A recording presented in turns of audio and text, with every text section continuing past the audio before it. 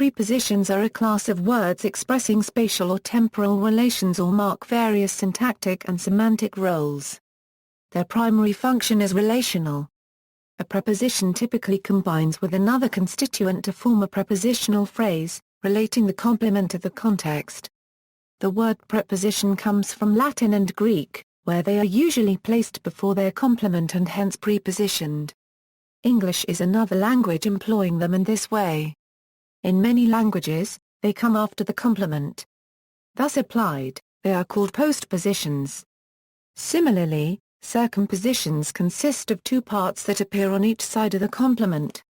The technical term used to refer collectively to prepositions, postpositions, and circumpositions is adposition. Some linguists use the word preposition instead of adposition for all three cases. Some examples of English prepositions as used in phrases are, as an adjunct to a noun, the weather in May, cheese from France with live bacteria. As an adjunct to a verb, sleep throughout the winter, danced atop the tables for hours. As an adjunct to an adjective, happy for them, sick until recently.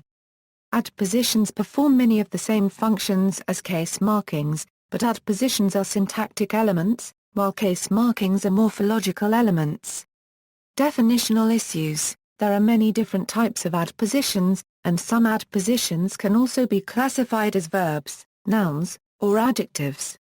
It is impossible to provide an absolute definition that picks out all and only the adpositions in every language.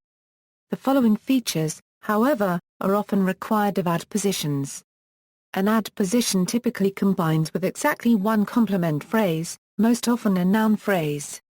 In English, this is generally a noun, called the object of the preposition, together with its attendant modifiers. An adposition establishes the grammatical relationship that links its complement to another word or phrase in the context. In English, it may also establish a semantic relationship, which may be spatial, temporal, or logical in nature. The World Atlas of Language Structures treats a word as an adposition if it takes a noun phrase as complement and indicates the grammatical or semantic relationship of that phrase to the verb in the containing clause. An adposition determines certain grammatical properties of its complement. In English, the objects of prepositions are always in the objective case. In Koine Greek, certain prepositions always take their objects in a certain case, and other prepositions may take their object in one of several cases, depending on the meaning of the preposition. Adpositions are non-inflecting. That is, they do not have paradigms of forms in the same way as verbs, adjectives, and nouns in the same language. There are exceptions, though, for example in Celtic languages. Properties. The following properties are characteristic of most adpositional systems. Adpositions are among the most frequently occurring words in languages that have them. For example, one frequency ranking for English word forms begins as follows: the, of, and, to, a, in, that, it, is, was, I, for, on, you, a euro. The most common adpositions are single, monomorphemic words.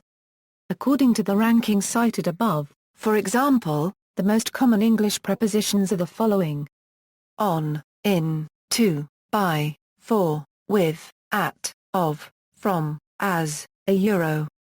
Adpositions form a closed class of lexical items and cannot be productively derived from words of other categories. Stranding. Preposition stranding is a syntactic construct in which a preposition with an object occurs somewhere other than immediately next to its object. For example, whom did you give it to? Where to refers to whom, which is placed at the beginning of the sentence because it is an interrogative word. The above sentence is much more common and natural than the equivalent sentence without stranding, to whom did you give it? Preposition stranding is most commonly found in English, as well as North Germanic languages such as Swedish. The existence of preposition stranding in German and Dutch is debated. Preposition stranding is also found in languages outside the Germanic family, such as Vater and Gbardi and the dialects of some North American French speakers. Stranding and English prescriptivism. Students are commonly taught that prepositions cannot end a sentence, although there is no rule prohibiting that use. Similar rules arose during the rise of classicism, when they were applied to English in imitation of classical languages in which they were found, such as Latin. Otto Jespersen, in his Essentials of English Grammar, commented on this definition-derived rule. Nor need a preposition stand before the word it governs. What are you laughing at? You might just as well believe that all blackguards are black or that turkeys come from Turkey. Many names have either been chosen unfortunately at first or have changed their meanings in course of time. Winston Churchill is said to have written, "This is the sort of English up with which I will not put," illustrating the awkwardness that would result from a rule against the use of terminal prepositions. However, the attribution of this quote to Churchill is almost certainly apocryphal. The example is also not a perfect example, because in that sentence up is a particle of the verb put rather than a true preposition. A more appropriate rearrangement would be "This is the sort of English with which I will not put up," which still sounds awkward, at least in casual speech. Classification. Adpositions can be organized into subclasses according to various criteria. These can be based on directly observable properties or on less visible properties. Simple versus complex. Simple adpositions consist of a single word, while complex adpositions consist of a group of words that act as one unit. Some examples of complex prepositions in English are, in spite of, with respect to, except for, by dint of, next to. The boundary between simple and complex adpositions is not clear-cut and for the most part arbitrary. Many simple adpositions are derived from complex forms through grammaticalization. This change takes time, and during the transitional stages the adposition acts in some ways like a single word, and in other ways like a multi-word unit. For example, current German orthographic conventions recognize the indeterminate status of the following adpositions, allowing two spellings, Anstell/Anstell, Aufgrund/Aufgrund, Mithilfe/Mithilfe, Zugunsten/Zugunsten, Zugunsten/Zuungunsten, Zulassen/Zulassen. The boundary between complex adpositions and free combinations of words is also a fuzzy one. For English, this involves structures of the form preposition plus noun plus preposition. Many sequences in English, such as in front of, that are traditionally regarded as prepositional phrases are not so regarded by linguists. The following characteristics are good indications that a given combination is frozen enough to be considered a complex preposition in English. It contains a word that cannot be used in any other context, by dint of, in lieu of. The first preposition cannot be replaced, with a view to but not for without a view to. It is impossible to insert an article, or to use a different article, on and / the account of, for the / sake of. The range of possible adjectives is very limited, in great favor of, but not in helpful favor of. The number of the noun cannot be changed, by virtue / virtues of. It is impossible to use a possessive determiner, in spite of him, not in his spite. Complex prepositions develop through the grammaticalization of commonly used free combinations. This is an ongoing process that introduces new prepositions into English.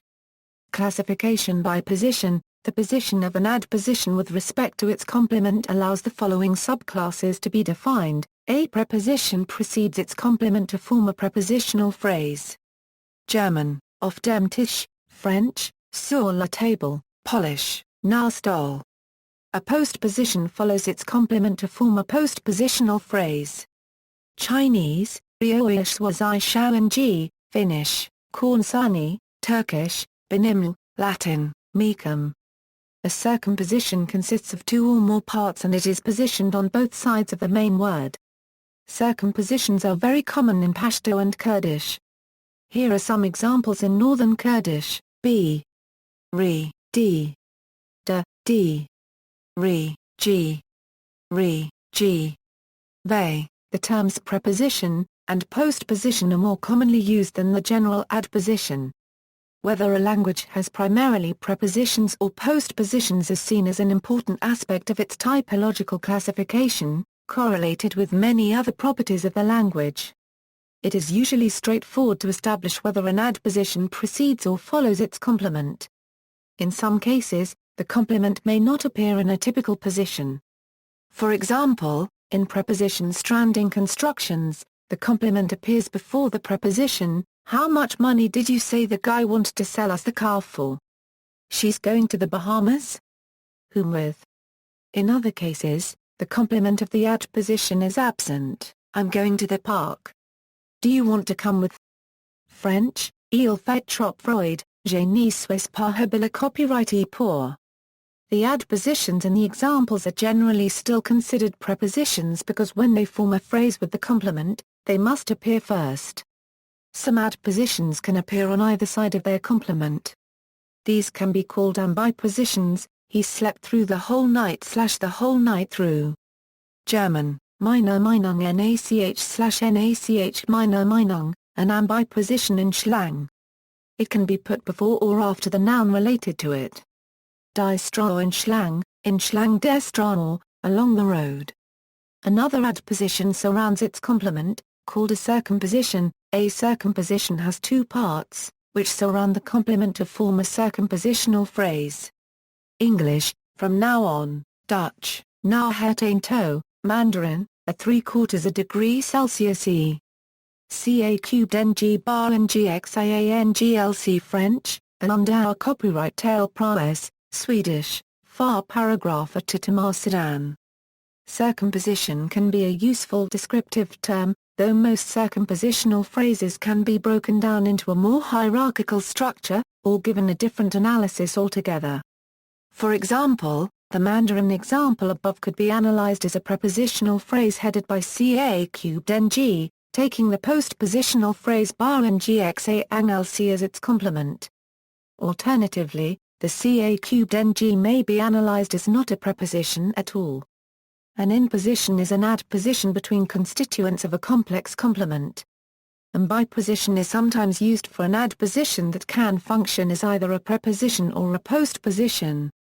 Mellis proposes the descriptive term interposition for adpositions in the structures such as the following: word for word, page upon page, coup sur coup, thn euro n florin th cubed n thn euro n florin th cubed th 3/4 th 1/4. An interposition is not an adposition which appears inside its complement as the two nouns do not form a single phrase. Examples of actually interposed adpositions can be found in Latin, but they are always related to a more basic prepositional structure.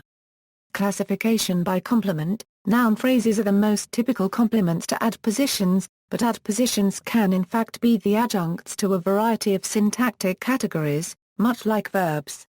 Noun phrases: it was on the table. Adpositional phrases: come out from under the bed. Adjectives and adjective phrases: the scene went from blindingly bright to pitch black. Adverbs or adverb phrases: I worked there until recently. Infinitival or participial verb phrases: let's think about solving this problem, insist on staying home. Nominal clauses: we can't agree on whether to have children or not. Full sentences: also like verbs, adpositions can appear without a complement. See adverbs below. Some adpositions could be described as combining with two complements. With Sammy president, we can all come out of hiding again. For Sammy to become president, they'd have to seriously modify the Constitution. It is more commonly assumed, however, that Sammy in the following predicate first forms a small clause, which then becomes the single complement of a preposition. May be considered to be elided, which, if present, would clarify the grammatical relationship. An adposition can also, in itself, function as a complement, as the complement of a noun, a thirst for revenge, an amendment to the Constitution. As the complement of an adjective or adverb, attentive to their needs, separately from its neighbors.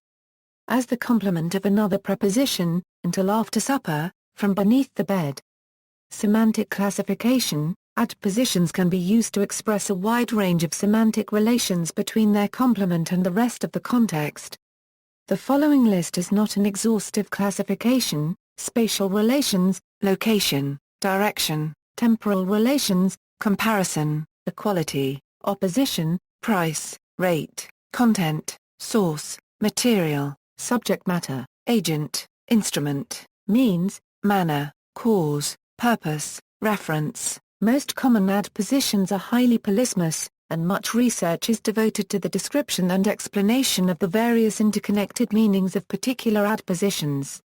In many cases a primary, spatial meaning can be identified, which is then extended to non-spatial uses by metaphorical or other processes.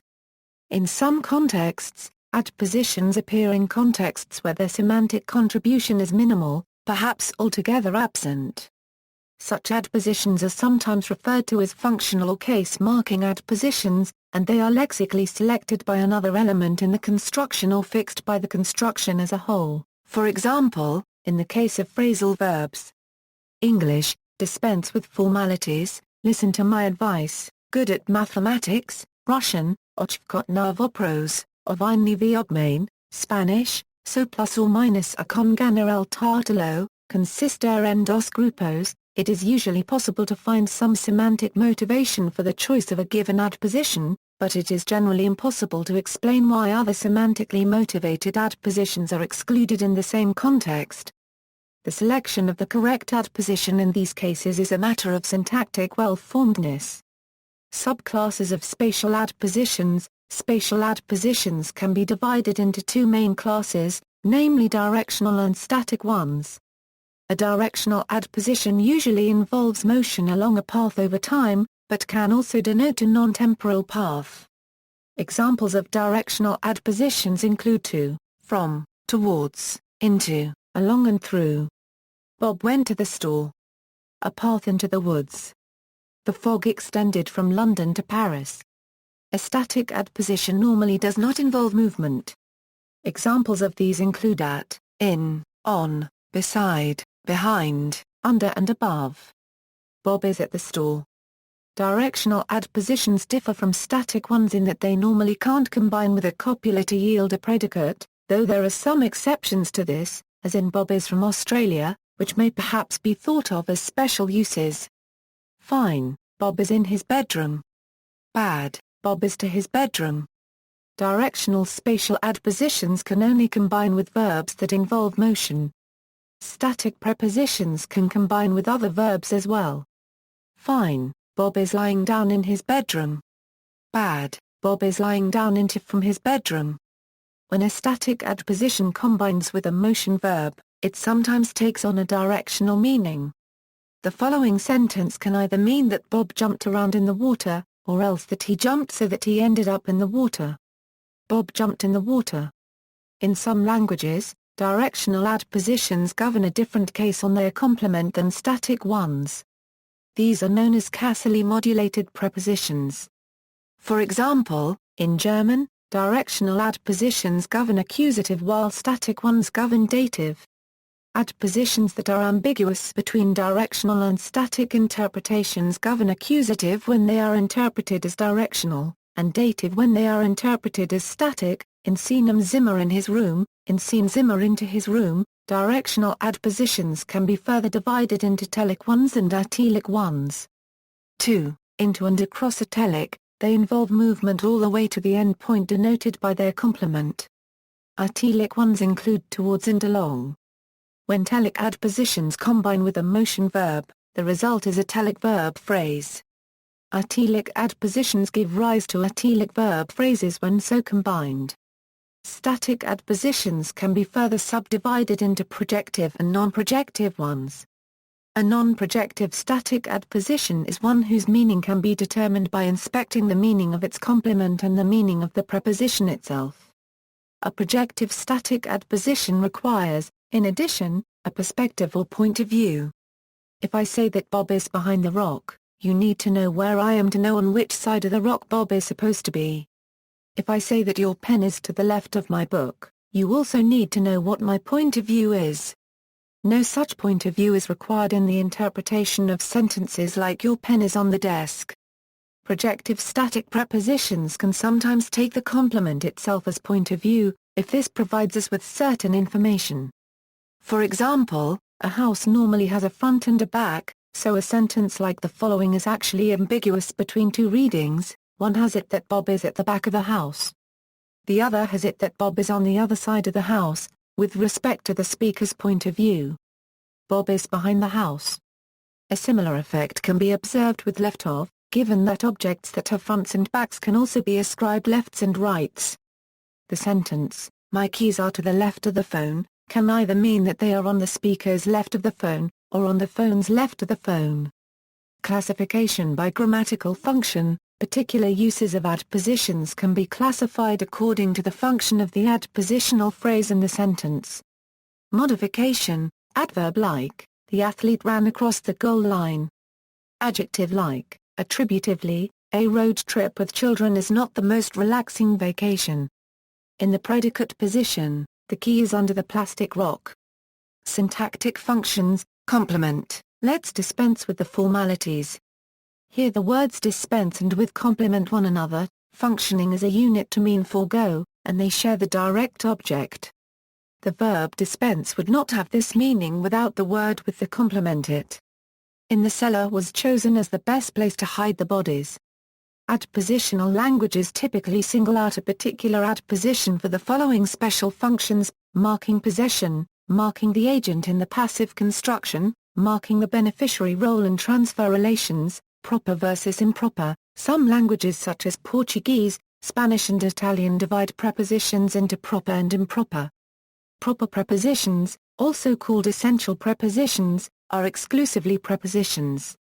Improper prepositions, also called accidental prepositions, can have other syntactic roles. Greek divides prepositions into proper and improper, but with a different meaning. Overlaps with other categories, adverbs. There are many similarities in form between adpositions and adverbs.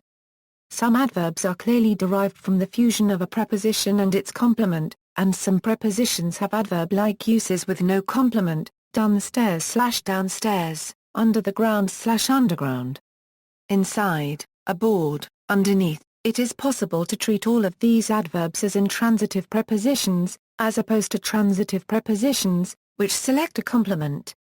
This analysis could also be extended to other adverbs, even those that cannot be used as ordinary prepositions with a nominal complement: here, there, abroad, downtown, afterwards, a euro. A more conservative approach is to say simply that adverbs and adpositional phrases share many common functions. Particles. Phrasal verbs in English are composed of a verb and a particle that also looks like an intransitive preposition. The same can be said for the separable verb prefixes found in Dutch and German. Give up, look out, sleep in, carry on, come to, Dutch, opbellen, aanbieden, voorstellen, German, einkaufen, opzien, aanbieden. Although these elements have the same lexical form as prepositions, in many cases they do not have relational semantics, and there is no missing complement whose identity can be recovered from the context. Conjunctions. The set of adpositions overlaps with the set of subordinating conjunctions. Preposition, befer since the end of the summer. Conjunction, befer since the summer ended. Preposition, it looks like another rainy day. Conjunction, it looks like it's going to rain again today. All of these words can be treated as prepositions if we extend the definition to allow clausal complements.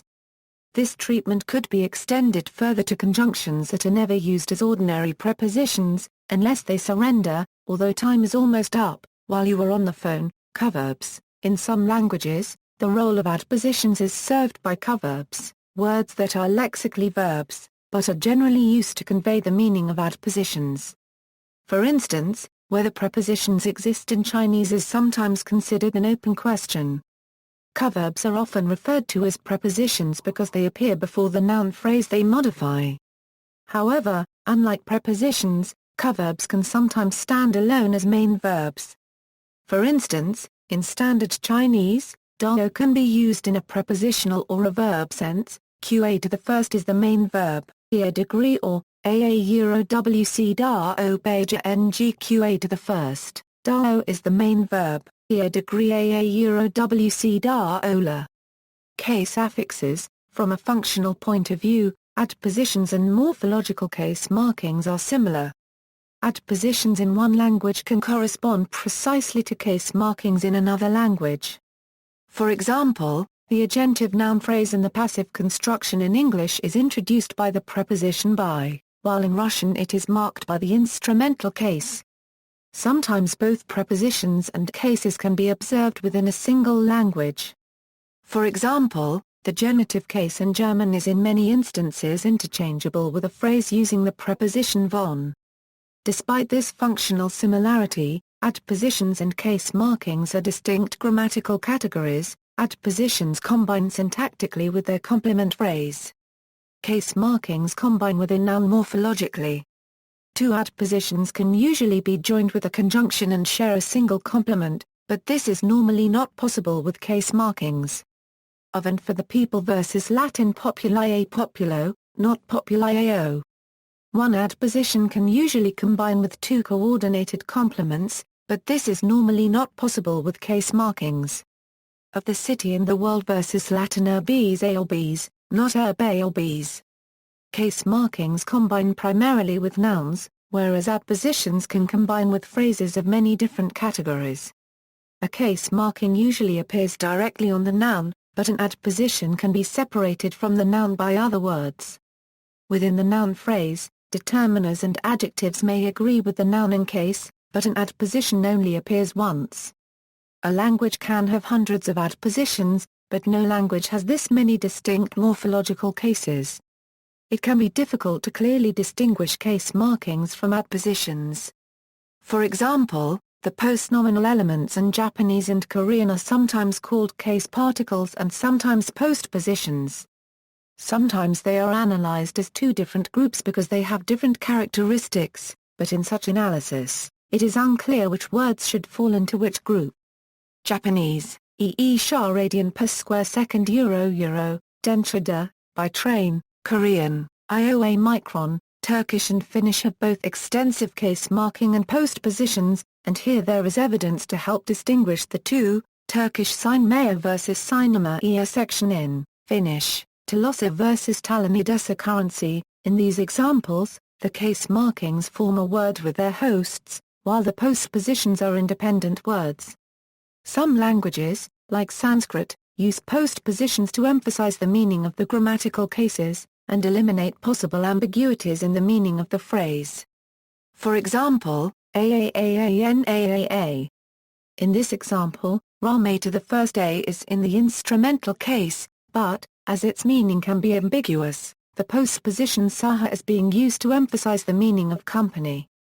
In Indo-European languages, each case often contains several different endings, some of which may be derived from different roots.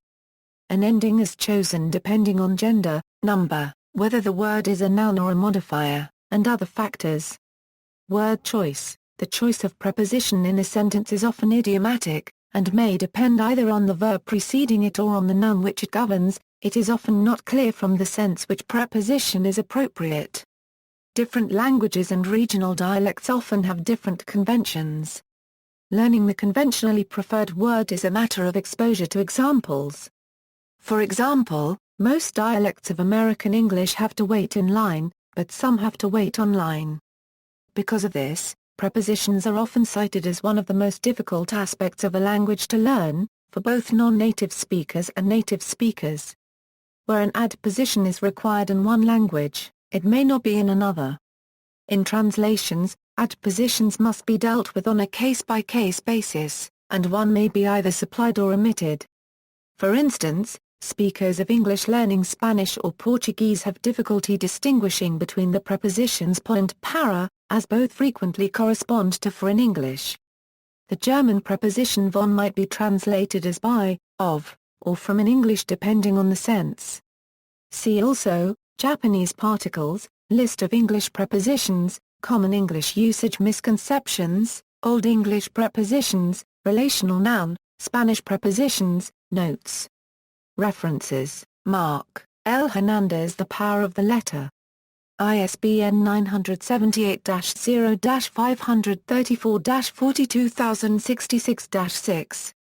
Bennett, David C. Spatial and Temporal Uses of English Prepositions, An Essay in Stratificational Semantics.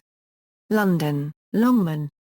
Emmons, Joseph E. A Unified Theory of Syntactic Categories. Dordgt, Forrest. Huspelmuth, Martin. Adpositions. International Encyclopedia of Linguistics. 2nd ed. New York, Oxford University Press. ISBN 0-19-513977-1. Huddleston, Rodney, and Jeffrey K. Pullum. The Cambridge Grammar of the English Language. Cambridge, Cambridge University Press. ISBN 0-521-43146-8. Jack Endorf, Ray S. Base Rules for PPs. In S. R. Anderson and P. Kiparski, A. Festschrift for Morris Halle, ppA 345 a €356. New York, Holt, Reinhardt, and Winston. Koopman, Hilda. Prepositions, postpositions, circumpositions, and particles. In the Syntax of Specifiers and Heads, ppA 204 a €260. London, Routledge. Libert, Alina and Bipositions. Lincoln Studies in Language Typology. Lincoln. ISBN 3-89586-747-0. Malling, Joan. Transitive Adjectives, A Case of Categorical Reanalysis. In F. Henney and B. Richards, Linguistic Categories, Auxiliaries and Related Puzzles, Volume 1, ppA 253 a €289. Dordgt, Reidel. Melis, Ludo. La Pra Copyright Position N. Frana Section A's. Gap, Offres. Pullum, Jeffrey K. Phrasal Prepositions in a Civil Tone. Language Log. Access September 9, 2007. Quirk, Randolph, and Joan Mulholland. Complex Prepositions and Related Sequences. English Studies, SUPPL. To Volume 45, ppA 64 a €73. Rowe, Geyser. Approaches to Prepositions. Tar 1/4 Bingen, Gunton R. Reindl, Donald F. Aerial Effects on the Preservation and Genesis of Slavic Postpositions. In L.J. Angstrom Aria and D.F. Reindl on Prepositions, ppA 85 a €100. Oldenburg, Karl von Ossietzky Universität Oldenburg. Thatcher, David Saving Our Prepositions, A Guide for the Perplexed by Angel Martinez. External links, Prepositions in the German Language, Prepositions I, Prepositions II, Merriam-Webster editors take on whether it is ok to end a sentence with a preposition, with or without a complement, the form and function of prepositions, the functions of prepositions in English, some prepositions, th 1/2 th cubed th to the first n th to the first th n euro th micron th 3/4 th cubed th micron th 1/4 th 3/4 th 1/2 th n euro n florin th paragraph thnn. List of participles and adjectives with prepositions, mistakes in the use of prepositions, by Jennifer Frost.